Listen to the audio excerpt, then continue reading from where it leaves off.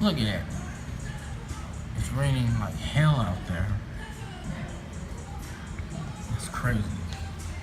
Anyway, it's raining as hell, and I got a chance to borrow an umbrella.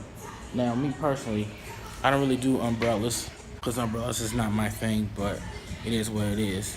As you see in the background, it's raining like cats and dogs out there, so I need an umbrella. I got my hoodie, but you know, the last time I wore a hoodie in the rain, I was pure soaked. As a matter of fact, in the same damn clothes that I'm wearing right now. So, never again. Borrow this for today and just bring it back the next time I come up here. So, I'm gonna bring it back because I don't really like umbrellas, but I appreciate the borrowing shit. So, that guy walking in the rain like a G. I tried to do that. That shit did not work.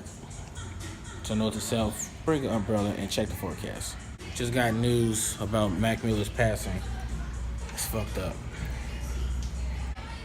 Kid was only 26 years old. I am so sick and tired of seeing our young generation kids dying. Doesn't matter if they was 17, doesn't matter if they was fucking 29. At the end of the day, they were somebody else's child.